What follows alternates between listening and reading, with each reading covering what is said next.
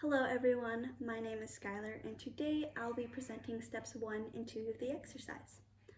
Step 1 goes over chapters 20 and 21 in a pocket guide to public speaking. In chapter 20, we learn how to design our presentation aids to be appealing not only to our audience members but ourselves as well. If our visual aid is shown to be sloppy or poorly designed, it can signal to our audience that we do not know what we are talking about and are essentially not ready to present.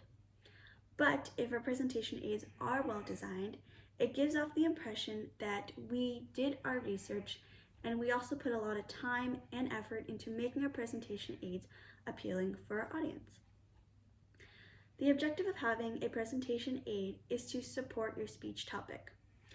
If your visual aid is poorly chosen or has no connection to what your topic really is, your audience members will become confused and ultimately lose interest quite quickly. A few visual aids that have become quite popular for presenters to use includes Microsoft PowerPoint and Google Slides.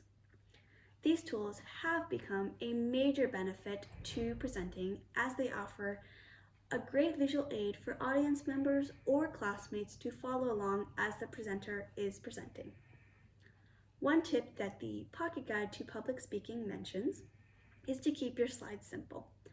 Now, we all know this is definitely much easier said than done, but I am pretty sure that we've all gone through an experience where an unprofessional speaker is giving their presentation and they have filled their slides with multiple words, which can ultimately be hard for the audience members to read, and it takes away from the speaker.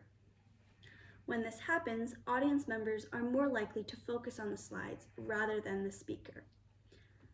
Using the 6x6 rule can definitely save you from doing this. Now you may ask, Skylar, what is the 6x6 rule? You can do this by limiting yourself to no more than 6 words on a line and no more than 6 lines on a slide. This will help you format your slides the right way without cluttering. It is no surprise that everyone loves colors and fun fonts, and I won't lie, I fall under that category. When people are choosing how to design their slides, they often want to include different colors and backgrounds and fancy fonts to type their notes in. The downside to this is too much color causes distraction. When choosing a color scheme, you want to make sure that you choose a color, multiple colors, that fits your topic. For example, if your topic is about plants, you would want to stick to colors such as greens and browns that go with your topic. A simple rule of thumb when picking colors is to follow the no more than 3 colors rule. Although this is a tricky thing to follow, it will help your audience become more interested in your slides and also have interest in you, the speaker. Moving into fonts and symbols. You want to try to stick to the same things. If you use a handful of symbols in the first few slides, you want to make sure that you stick to those same symbols. Similarly, fonts should be chosen wisely. Your goal is to make everyone be able to view your slides from any angle of the room. If you choose a symbol or if you choose a font that is hard to see, such as chalkboard or Comic Sans, it can jeopardize the visibility of people trying to read your slides from the back of the room. Online programs have proven to be a great use for people getting ready to present. They are easy to access and it offers a multitude of different ideas and free templates. The problem of having online programs is sometimes it can be so accessible that you rely so much on your presentation slides rather than your presentation itself. Rather than falling back on your presentation aid, you want to make sure that you fall back on your presentation outline. You can do this by developing a plan that revolves around the outline of your speech rather than the outline of your slides.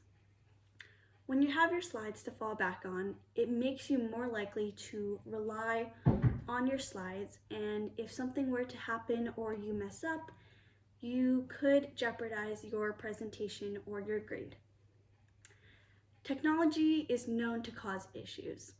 These issues could include internet failures, technical errors, or false information written on your slides. Because of that, it is important you are able to present without your presentation aids or slides. Moving on to step 2 of the exercise, we watched 3 videos that correlated with the chapters in the book. The first video is by Catherine Winland, and it is titled Designing and Using Presentation Aids. In her video, we are taught how to use presentation aids to our advantage and also the importance of presentation aids. She also goes over different types of visual aids that can be used within a presentation. This video was especially useful because it went over how to use different types of presentation aids and also tips on how to explain them. The second video is by Toastmasters International, and it is narrated by Callie.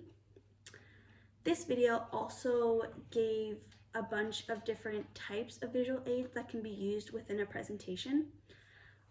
Similarly to the textbook pages, this video explains what to do if your presentation softwares fail or your presentation aids has false information.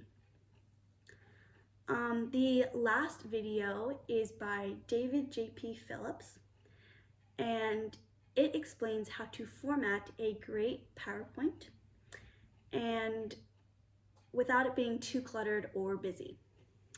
While writing our slides, we need to put ourselves into the audience's position and make sure that everything that we decide is appealing to us and our audience. Similarly to the 6x6 rule mentioned in the Pocket Guide to Public Speaking,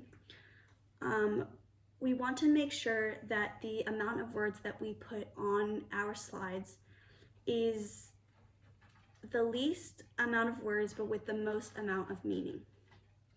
We can do this by categorizing the major points and including those on our slides without the background, or as English professors put it, putting too much plot into the story or message.